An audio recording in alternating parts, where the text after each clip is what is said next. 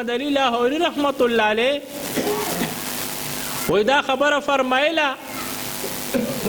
کہ میں ہر رات دیکھتا ہوں کہ اللہ کا عذاب آ رہا ہے.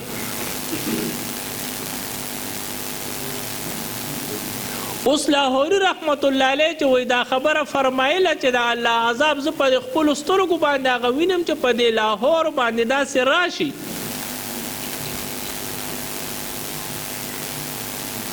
دا خبره وای هغه فرمایله هغه راز مخکاره کو چې په هغه ټیم کې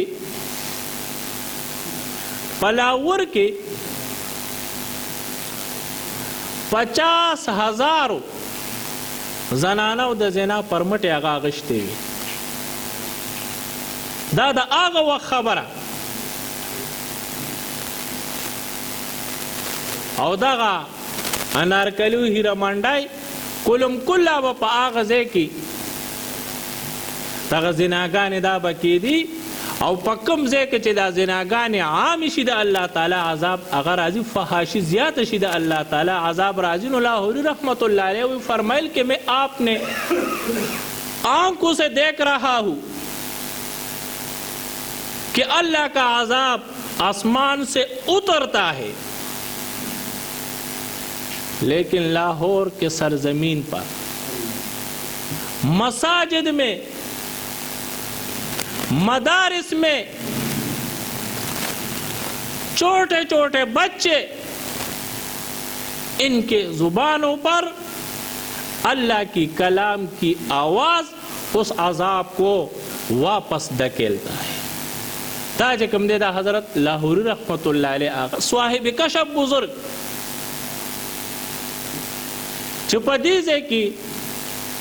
په مدرسو کې دا تلاوتونه کیږي په جماعتونو کې دا تلاوتونه کیږي پاکو ماشومانو په زبانونو باندې د هغې دغه برکت وایي زه په دې خپلو سترګو باندې هغه وینم چې عذاب واپس کوي او عذاب واپس کوي. الله تعالی دې د قرآن دا برکات مونږ ته را نصیب کړي. یقینا وګوره دا افسوس مقام دی کفارم په مسلمانانو کې دغه فحاشي عریاني عام کول هغه غواړي او دا عذابونه دا په مونږ باندې مختلفو صورتونو کې راځي. الله تعالی دې زمونږ د مسلمانانو په حال باندې رحم وکړي.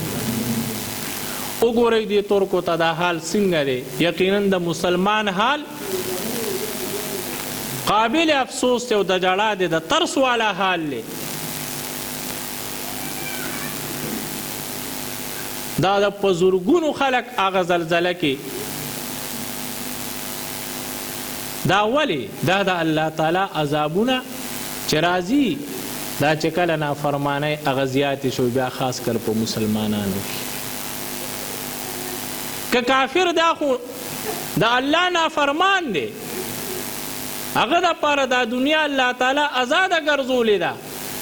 دا خو د هغه دپاره جنت دی په هغه باندې خو هېڅ پابندي هغه نشته هغه قسم کوي خو لیکن مسلمانه تا دپاره خو الله تعالی دا دنیا نه ده ګرځولې چې ته د تمام خواهشات هغه په دې ځای کې پوره کړې نه ستا دپاره الله تعالی جنت هغه ګرځولې نو ته ولې دا کار کوې د الله مخالفتونه هغه کې هغه خو همدا غواړي چې په دې مسلمانانو کې فحاشي او عریاني هغه زیاته شي او د فحاشۍ او د عریانۍ اثر ډایرکټ هغه همدکه دی چې د الله تعالی عذاب کې هغه راشي او د الله په عذاب کې ګرفتار شي. الله تعالی دې مونږ د دې نه وساتي.